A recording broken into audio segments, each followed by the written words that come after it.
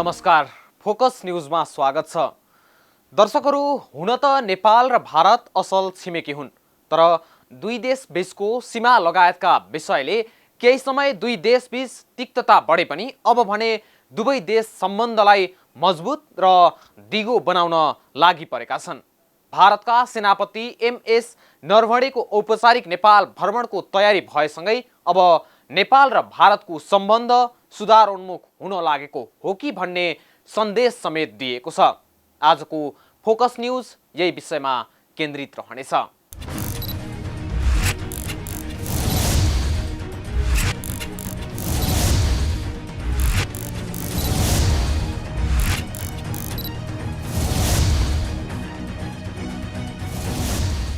पक्कै पनि दर्शकहरू, बिग्रिरहेको सम्बन्ध सुधारमा नेपाल र भारत दुवै देशका प्रधानमन्त्री तदारुकताका साथ लागि परेको पछिल्ला केही घटनाक्रमले प्रमाणित गर्छ।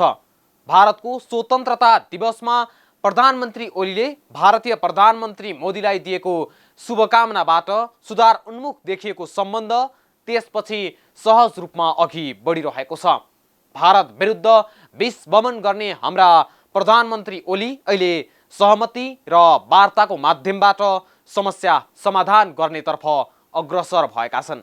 कालापानी, लिपुलेक र लिम्पियाधुरा समेटिएको नयाँ नक्सा सहित प्रकाशित भएको पुस्तकलाई वितरणमा रोक लगाउनुले पनि प्रधानमन्त्री ओली नयाँ सिराबाट भारतसँग सम्बन्ध सुधार गर्न चाहन्छन् भन्ने प्रमाणित हुन्छ।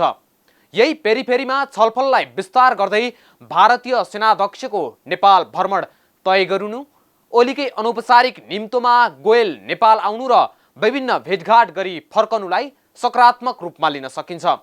कसरी हुँदैछ भारतीय सेनाध्यक्षको नेपाल भ्रमण? के कस्तो भ्रमण कार्यतालिका रहेको छ? उनले यहाँ कसलाई भेट्नेछन्? हेरौँ यसै सम्बन्धी बनाइएको यो रिपोर्ट।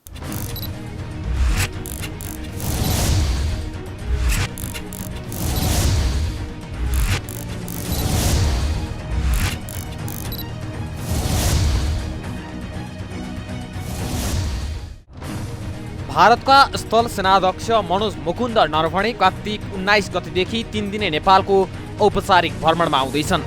नरवणेलाई राष्ट्रपति विद्यादेवी भण्डारीद्वारा शीतल निवासमा 20 कार्तिकमा नेपाली सेनाको मानार्थ महारथी पदवी प्रदान गरिनेछ। भारतको गुप्तचर एजेन्सी र प्रमुख सामन्त कुमार गोयल फर्केको 2 साताभित्र हुन लागेको भारतीय सेना प्रमुखको भ्रमणलाई नेपालले दुई देश बीच 1 वर्षदेखि ठप्प रहेको कूटनीतिक संवाद सुचारू गर्ने सही अवसरका रूपमा लिने अपेक्षा गरिएको छ। भारतीय सेनाध्यक्ष मनोज मुकुन्द नरवणेले 3 दिने नेपाल भ्रमणका क्रममा राष्ट्रपति विद्यादेवी भण्डारी, नेपाली सेनाका प्रधान सेनापति पूर्णचन्द्र थापा, प्रधानमन्त्री केपी शर्मा ओलीसँग शिष्टाचार भेटवार्ता गर्ने कार्यक्रम तय भइसकेको छ। गुप्तचर एजेन्सी रहका प्रमुख सामन्त कुमार गोयलसँग प्रधानमन्त्रीले छलफल गरी फर्किएको 2 सातापछि हुन लागेको यो भ्रमण निकै फलदायी हुने बताइएको छ। नेपाल र भारतबीच लामो समयदेखि संवादहीनताको अवस्था रहेकोमा यस भ्रमणले दुई देश बीचको सम्बन्धमा सुधार हुने भारतका लागि पूर्व नेपाली राजदूत प्राध्यापक डाक्टर लोकराज बरालको भनाइ छ। अब उहाँकै राष्ट्रपतिले देहरादुनमा प्रधान सेनापतिले देहरादुनमा गएर फेरि अलिकति घुमाउरो चालले नेपालसँगको सम्बन्ध यस्तो यस्तो भनेर उहाँले राम्रो पनि कुरा गर्नुभएको छ। अब कुन सन्दर्भमा कति बेला एउटा प्रतिक्रियाको रूपमा कसैले भन्यो त्यो राम्रो होइन, उसले भनेको कुरा राम्रो थिएन। अब यहाँ हामीले पनि त्यसलाई विरोध गर्थ्यौँ, रक्षा मन्त्री स्तरबाटै विरोध पनि भयो होइन, परराष्ट्र मन्त्रीले पनि बोलेको छ। गर्दाखेरि त्यो ठिकै हो, तर के भनेदेखि अब सधैँभरि त्यसमा अडिएर त हुँदैन, सम्बन्धलाई त अगाडि बढाउनु पर्यो। अब कि त भारतसँगको सबै तोड्छु, मेरो यस्ता कुरा यो लेनदेन आउने जाने यो सम्मान गर्ने कुराहरू सब तोड्छु, यो गर्छु भन्नु पर्यो। हामी सक्षम सबै बलियै छौँ भन्नु पर्यो। होइन भने ठाउँमा मौकामा त लचिलो त हुनु पर्यो नि, लचिलो नभए त काम बल्दैन। भारतीय सेनाध्यक्षले शिवपुरी स्थित नेपाली सेनाको कमान्ड एन्ड स्टाफ कलेजमा नेपाली सेनाका अधिकारीहरूलाई सम्बोधन गर्नेछन्। यसअघि 2073 माघमा नाकाबन्दी हटाउन प्रधानमन्त्री ओलीले सैन्य कूटनीति प्रयोग गरे जस्तै यसपटक पनि ओलीले आफ्नो रुचि अनुसार प्रधान सेनापति पूर्णचन्द्र थापाको औपचारिक निमन्त्रणामा भारतीय सेनाध्यक्ष नेपाल आउन लागेका हुन्। नेपाली सेनाका प्रवक्ता सहायक रथी सन्तोष बल्लभ पौडेलले भारतीय सेनाध्यक्षको भ्रमण नियमित र पारम्परिक भएको प्रतिक्रिया दिएका छन्। भारतीय सेनाका स्थल सेनाध्यक्ष जनरल मनोज मुकुन्द नरवाने नेपालको 3 दिवसीय भ्रमणको सिलसिलामा यही कार्तिक 19 गते बुधबार काठमाडौँ आउँदै हुनुहुन्छ। उहाँको भ्रमण 3 दिनको रहेको छ र उहाँ आफ्नो भ्रमण समाप्त गरिकन कार्तिक 21 गते शुक्रबार स्वदेश फिर्ता हुनुहुने कार्यक्रम छ।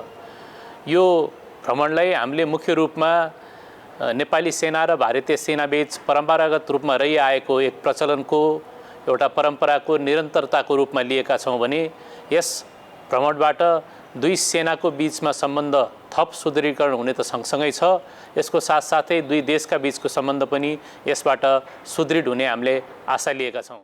नेपाली सेना र भारतीय सेना बीचको परम्परा अनुसार भारतीय सेनाध्यक्ष जनरल नरवणेलाई राष्ट्रपति विद्यादेवी भण्डारीले एक समारोहका बीच नेपाली सेनाको मानार्थ महारथी दर्जा प्रदान गर्ने कार्यक्रम समेत रहेको छ। औपचारिक कूटनीतिक संवाद ठप्प रहेका बेला भारतीय सेनाध्यक्षको भ्रमणलाई महत्त्वका साथ हेरिएको छ। भारतीय स्थल सेनाध्यक्ष जनरल मनोज मुकुन्द नरवाणेको भ्रमण कार्यतालिका 2077 कार्तिक 19 गते बुधबार नेपाल आगमन भए पनि कुनै औपचारिक कार्यक्रम राखिएको छैन। नेपाल आएकै दिन सेनाध्यक्ष नरवणेले भगवान पशुपतिनाथ मन्दिरमा पूजा अर्चना गर्ने घोषिएको छ। 2077 कार्तिक 20 गते बिहिबार सैनिक मञ्च कुणखेल स्थित वीर स्मारकमा श्रद्धाञ्जली अर्पण। 2077 कार्तिक 20 गते सैनिक मुख्यालय जङ्गी अड्डामा सैनिक गारद निरीक्षण। 2077 कार्तिक 20 गते प्रधान सेनापति पूर्णचन्द्र थापासँग औपचारिक भेटवार्ता। सोही दिन राष्ट्रपति विद्यादेवी भण्डारीले जनरल नरवणेलाई नेपाली सेनाको मानार्थ महारथी दर्जा प्रदान गर्ने। 2077 कार्तिक 21 गते बिहान शिवपुरी स्थित आर्मी कमान्ड एन्ड स्टाफ कलेजमा आयोजना हुने शिक्षार्थी सङ्घको अन्तर्क्रियामा सहभागी हुने र सम्बोधन गर्ने कार्यक्रम। 2077 कार्तिक 21 गते दिउँसो प्रधानमन्त्री केपी शर्मा ओलीसँगको भेटवार्ता। 2077 कार्तिक 21 गते नै 4 सदस्यीय भारतीय सेनाको टोली शुक्रबार स्वदेश फर्कने कार्यक्रम तय भएको छ। नरवाणेले अन्तर्राष्ट्रिय, क्षेत्रीय र नेपाल भारत द्विपक्षीय सुरक्षा वातावरणबारे भारतको पछिल्लो धारणा राख्नेछन्। नेपाल र भारतबीच कालापानी, लिपुलेक र लिम्पियाधुराको स्वामित्व विवादका कारण 1 वर्षदेखि राजनीतिक र कूटनीतिक संवादमा गतिरोध छ। गतिरोधका बीच रहका प्रमुखको भ्रमण 5 र 6 कार्तिकमा भएको थियो। अघिल्लो वर्ष सुरुमा भारतले र त्यसपछि नेपालले कालापानी, लिपुलेक र लिम्पियाधुराको क्षेत्रलाई समेटेर नयाँ नक्सा जारी गरेपछि दुवै देशबीच कूटनीतिक र राजनीतिक तहमा द्विपक्षीय वार्ता ठप्प छ। यसबीचमा प्रधानमन्त्री केपी ओली र भारतीय प्रधानमन्त्री नरेन्द्र मोदीबीच अगस्त 15मा टेलिफोन संवाद भए पनि त्यो औपचारिकतामा सीमित भयो। 1 वर्षदेखि दुई देशबीच विदेश सचिव स्तरीय वार्ताका लागि नेपालले प्रयास गरे पनि सफल हुन सकेको छैन।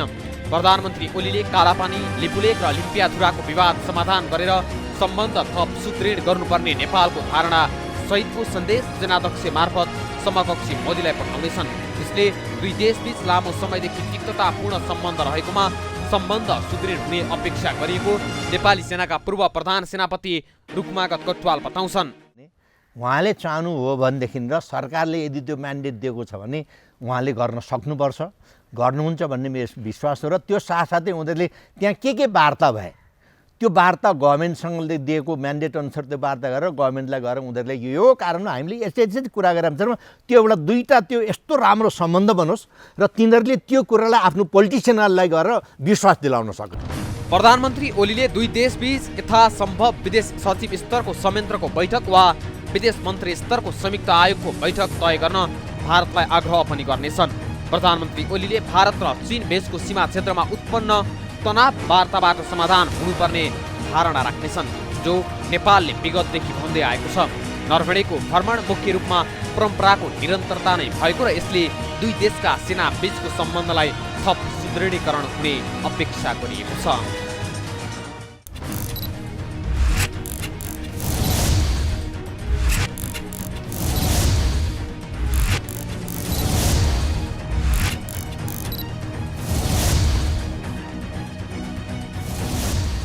प्रधानमन्त्रीको निम्तोमा नेपाल आएका भारतीय खुफिया agency research and analysis wing रका प्रमुख सावन्त कुमार गोयलको एक दिने नेपाल भ्रमणको इतिवृत्तान्त भने अझै खुलाइएको छैन। तर भारतीय सेनाध्यक्ष नरवणेको यो भ्रमण आफैमा अर्थपूर्ण छ। प्रधानमन्त्री ओलीको भारतसँग सम्बन्ध चिसिएको अवस्थाका बीच गोयलपछि सेनाध्यक्ष नरवणे नेपाली सेनाको मानार्थ महारथी पदवी ग्रहण गर्न नेपाल आउँदैछन्। नेपाल र भारत बीच सम्बन्ध विस्तार भएसँगै नेपालले भारतीय सेनाध्यक्षलाई नेपाली सेनाको मानार्थ महारथी दर्जा दिन थालेको 70 वर्ष भएको छ। यस क्रममा नरवणेले पनि महारथी दर्जा पाएपछि नेपाली सेनाको महारथी दर्जा पाउने 18 जना भारतीय सेनाध्यक्ष प्रमुखमा उनी पर्नेछन्। कोभिड-19 का कारण 6 महिना पछि धकेलिएको यस भ्रमणलाई नेपाली सेनाले नियमित र पारम्परिक भएको प्रतिक्रिया दिएको छ। यो लगायतका विविध विषयवस्तुहरूसहित प्रस्तुत हुनेछौँ एकैछिनको विश्रामपछि।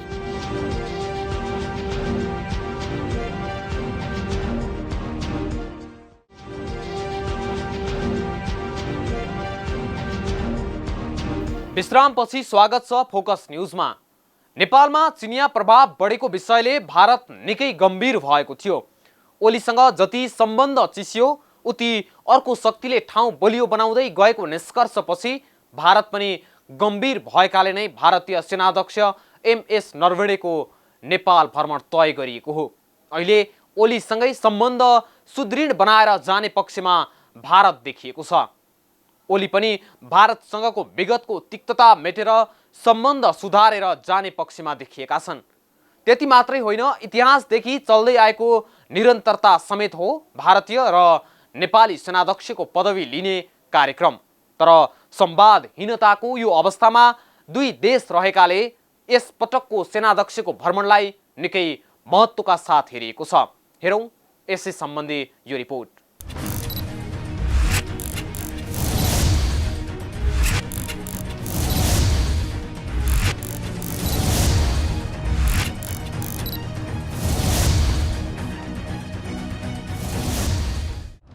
छिमेकी मुलुक भारतका सेनाध्यक्ष जनरल मनोज मुकुन्द नरवणे नेपाली सेनाको मानार्थ प्रधान सेनापतिको पदवी पाउने 18औं भारतीय सेनाध्यक्ष हुने भएका छन्।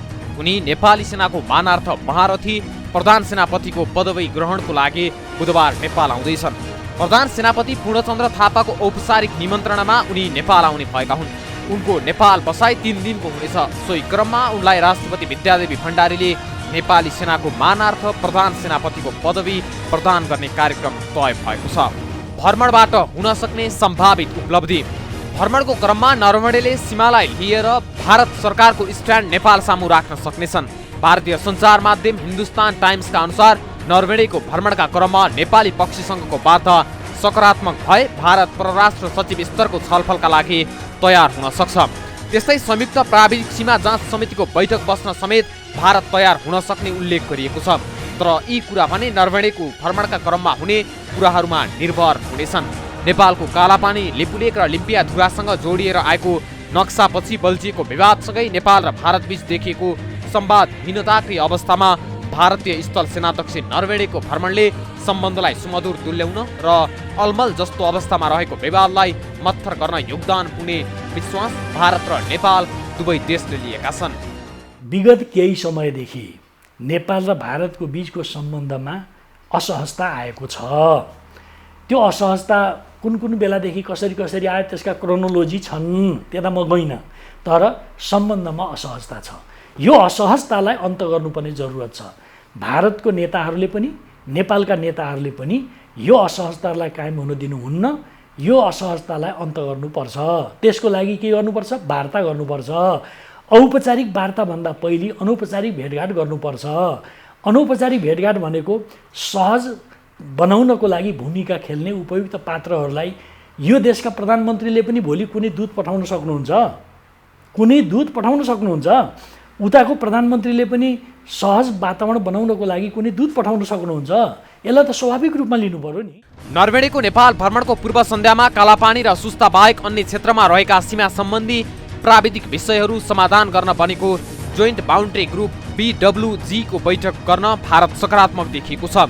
नेपालले अगस्त महिनामा सो बैठक आयोजना गर्नका लागि प्रस्ताव गरे पनि मिति भने तय भइसकेको छैन। वार्ताका लागि नेपालले 2वटा मिति प्रस्ताव गरेको छ। भर्चुअल बैठकको मोडालिटीको बारेमा कुराकानी भइरहेको छ। नेपालको प्रस्तावलाई भारतले अध्ययन गरिरहेको र यही नोभेम्बर महिनामा नै बैठक गर्न भारत तयार भएको टाइम्स अफ इन्डियाले उल्लेख गरेको छ। सो बैठकमा कालापानी र सुस्ताको विषयमा भने छलफल हुने छैन, किनभने दुवै देशका नापी विभागले नेतृत्व गर्ने सो बैठकको म्यान्डेट प्राविधिक विषय हल गर्ने रहेको छ। सुस्ता र कालापानीको विषयमा विदेश सचिवले कुराकानी गर्ने र अन्य ठाउँका प्राविधिक विषय BWGले हेर्ने सहमति दुई देशबीच भएको छ। हरेक वर्ष मनसुन सकिएपछि सो संयन्त्रको बैठक बस्ने भए पनि कोभिड-19 र दुई देशको बीचमा रहेको सीमा विवादका कारण बैठक हुन सकेको छैन। भारतीय सेना प्रमुखको भ्रमणपछि सो संयन्त्रको बैठक हुने अपेक्षा गरिएको छ। सन् 2014मा निर्माण भएको सो संयन्त्रको म्यान्डेट सीमा स्तम्भ निर्माण, मर्मत सम्भार र 10 गजाको अतिक्रमण हटाउनु हो। अहिलेसम्म सो संयन्त्रको बैठक 6 पटकसम्म बसेको छ। सो संयन्त्रलाई सुस्ता र कालापानीको विषयमा वार्ता गर्ने म्यान्डेट नभए पनि सीमा समस्या समाधानको लागि सुझाव दिन भनिएको छ। त्यसैले सो बैठकलाई निकै महत्त्वका साथ हेरिएको छ। यसले कालापानी र सुस्ताको विषयमा पनि वार्ताको वातावरण बनाउने अपेक्षा गरिएको छ। सेनाको मानार्थ महारथी पदवी पाउने को पहिलो पटक स्वतन्त्र भारतका सेनाध्यक्ष जनरल कोडान्डेरा मडप्पा करिप्पा KM करिप्पाले नेपाली सेनाको मानार्थ पदवी पाएका थिए। उनलाई सन् 1950मा उक्त पदवी प्रदान गरिएको हो। उनी त्यसबेला नेपाल सरकारको औपचारिक निमन्त्रणामा नेपाल आएका थिए। उनी भारतीय सेनाको जनरल चिफ 16 जनवरी 1949 देखि 14 जनवरी 1953सम्म भए। त्यसपछि महाराज श्री राजेन्द्र सिंहजी जडेजा, सत्यवन्त मल्लनाथ श्री नागेश, कोडान्डेरा सुयाबा थिमाय, प्राणनाथ थापा, जयन्तनाथ चौधरी, विपिन रावतसम्मका 17 जना भारतीय सेनाध्यक्षहरूले नेपाली सेनाको महारथीको पदवी ग्रहण गरिसकेका छन्। स्वतन्त्र भारत भएपछिका 21औं भारतीय स्थल सेनाध्यक्ष जनरल जोगिन्दर जसवन्त सिंह अर्थात् JJ सिंहले भने नेपाली सेनाको महारथी उपाधि ग्रहण गर्न आएनन्। यता भारतीय सेनाध्यक्षको महारथी दर्जाको उपाधि पाउने पहिलो नेपाली सेनाका प्रधान सेनापति भने सुरेन्द्र बहादुर शाह हुन्। विक्रमसम्म 2026 अर्थात् 1969मा उनले भारतीय सेनाको मानार्थ महारथीको दर्जा पाएका थिए। त्यसपछिका प्रधान सेनापतिहरू सिंहबहादुर बस्नेत, गुड शमशेर जवरा, सिंह प्रताप शाह, अर्जुन नरसिंह राणा, गडुल शमशेर जवरा, धर्म पालवर सिंह थापा, प्रज्वल शमशेर जवरा, प्यारजङ थापा, रुक्मागत कटुवाल, छत्रमान सिंह गुरुङ, गौरव शमशेर जङ्गबहादुर राणा र राजेन्द्र छेत्रीले ग्रहण गरिसकेका छन्। नेपाली सेनाका बहालवाला प्रधान सेनापति पूर्णचन्द्र थापाले प्रधान सेनापति भए लगत्तै भारत गएर भारतीय सेनाको महारथी पदवी ग्रहण गरिसकेका छन्। तर प्रजातन्त्र विक्रमसम्म 2007 पछिका 9औं प्रधान सेनापति साचित शमशेर जवरा भने भारतीय सेनाको महारथी पदवी ग्रहण गर्न गएनन्। बाँकी प्रधान सेनापतिहरूले रोल क्रम अनुसार गएर ग्रहण गरेको देखिएको छ। नेपालले भारतीय सेनाध्यक्षलाई नेपाली सेनाको मानार्थ महारथी दर्जा दिन थालेको 70 वर्ष भएको छ। यस क्रममा नरवेले पनि महारथी दर्जा पाएपछि नेपाली सेनाको महारथी दर्जा पाउने 18 जना भारतीय सेनाध्यक्ष प्रमुख हुनेछन्। यता भारतले भने नेपाली सेनाको प्रधान सेनापतिलाई भारतीय सेनाको महारथी उपाधि दिन थालेको 51 वर्ष भएको छ र बहालवाला प्रधान सेनापति पूर्णचन्द्र थापासँगै 14 जना प्रधान सेनापतिले भारतीय सेनाको महारथी दर्जा ग्रहण गरेका छन्। यसरी नेपाल भारत बीच एक देशले अर्को देशको सेना प्रमुखलाई सेनाको मानार्थ महारथी दर्जा दिने परम्पराको रूपमा विकास भएको छ, जसले दुई देश बीचको सम्बन्ध प्रगाढ र सुदृढ बनाउन मद्दत गरेको छ। नेपालका प्रधान सेनापति भारतको सेनाको पनि त्यो चाहिँ एउटा मानार्थ चाहिँ उहाँ चाहिँ एउटा पद उहाँले प्राप्त गरेको हुन्छ। नेपालको प्रधान सेनापतिले भारतीय सेनाको प्रधान सेनापतिलाई पनि त्यो चलन छ। त्यो चलन अनुसार नै उहाँहरू नेपालको प्रधान सेनापति जानुभयो, गइसक्नुभयो पहिले नै। अब भारतको प्रधान सेनापति पनि आउँदै हुनुहुन्छ भनिसकेपछि त यो एउटा रेगुलर हाम्रो प्रचलन हो। रेगुलर भारत र नेपालका सेनापतिहरूको प्रधान सेनापतिको बिचमा यो विषय एउटा स्वाभाविक कुरा हो। नेपालको प्रधान सेनापति जाँदा पनि भारतका सम्मानीय राष्ट्रपतिज्यूले त्यो सम्मान प्रदान गर्नुहुन्छ। यहाँ भारतको प्रधान सेनापति आउँदा पनि नेपालका सम्मानीय राष्ट्रपतिज्यूले भारतका प्रधान सेनापतिजीलाई सम्मान प्रदान गर्नुहुन्छ। यो हाम्रो प्रचलन हो। यस्तो परम्परा यहाँ मात्र नभएर विश्वका अन्य देशमा पनि रहेको छ। दुई देशबीच एक अर्कामा राम्रो सम्बन्ध भएको अवस्थामा यसरी सेनाको महारथी दर्जा आदान प्रदान गर्ने चलन छ। कटुतापूर्ण सम्बन्ध भएको बेला दिने गरिन्न र ग्रहणका लागि पनि नआउने गरेको देखिन्छ। यसअघि भारतीय सेना नरवाणीले सीमाको विषयमा विवादित अभिव्यक्ति दिएका थिए। जति बेला नेपाली भूमि कालापानी, लिपुलेक र लिम्पियाधुरा समेटेर सरकारले नयाँ राजनीतिक नक्सा सार्वजनिक गरेको थियो। उनले नेपालले चीनको उक्साटमा भारतीय भूमि समेटेर नयाँ राजनीतिक नक्सा सार्वजनिक गरेको भन्ने आशयको अभिव्यक्ति दिएका थिए। तर पछि आफ्नो अभिव्यक्ति सच्याएका थिए। उनको नेपाल भ्रमण 6 महिना अगाडि नै तय भएको थियो। जति बेला उनलाई नेपाली सेनाको महारथीको दर्जा प्रदान गर्ने सरकारको तयारी थियो। तर विवादित अभिव्यक्ति दिएका उनी कोभिड-19 को संक्रमण महामारीको कारण देखाउँदै ढिला गरी नेपाल भ्रमणमा आउन लागेका हुन्। सैनिक अभिलेखालयका अनुसार नेपालले पहिलोपटक फाल्टो देशका सेना प्रमुखलाई नेपाली सेनाको मानार्थ प्रधान सेनापतिको दर्जा दिएको भने लर्ड रबर्टलाई हो। सन् 1888 मा उनलाई नेपाल सरकारले प्रधान सेनापतिको दर्जा दिएको थियो। उनी तत्कालीन ब्रिटिस भारतका पूर्व प्रधान सेनापति थिए र त्यसपछि ब्रिटिस सेनाका मानार्थ जनरलको उपाधि राणा प्रधानमन्त्री चन्द्र शमशेरले पाए। उनले प्रथम विश्वयुद्धमा ब्रिटिसलाई जन र धनको सहयोग गरेको बताइन्छ। उनले ब्रिटिस सेनाको 4थो गोर्खा रेजिमेन्टको मानार्थ कर्णेल पद 1906 अक्टोबर 3 मा र 22 डिसेम्बर 1919 मा ब्रिटिस सेनाको मानार्थ कर्णेलको पदवी पाएका थिए।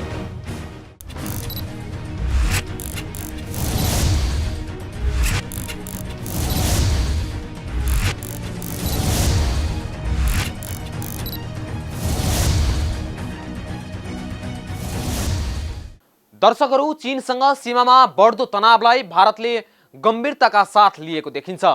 भारतको सुरक्षा मामला हेर्ने रअ प्रमुख गोयलको भ्रमण हुनु र सेनापति नरवणेको 3 दिने भ्रमण बुधबारदेखि हुनुलाई अर्थपूर्ण रूपमा लिइएको छ। त्यसमाथि यी भ्रमणहरूले भारतको नेपालसँग सीमामा देखिएका समस्या समाधानका लागि पहल कदमी, दुई देशको सम्बन्ध सुधारको कोसेढुङ्गा हुन सक्दछ। त्यसैले दुवै देश सम्बन्ध सुधारको पक्षमा रहनुले पनि यस्ता भेटवार्ताहरू निरन्तर भइरहन जरुरी छ। हवस् त, आजलाई फोकस न्यूज यति नै। अर्को एपिसोडमा नयाँ विषयवस्तुका साथ उपस्थित हुने नै छौँ। तबसम्मका लागि म सहित सम्पूर्ण युनिटलाई बिदा दिनुहोस्। नमस्कार।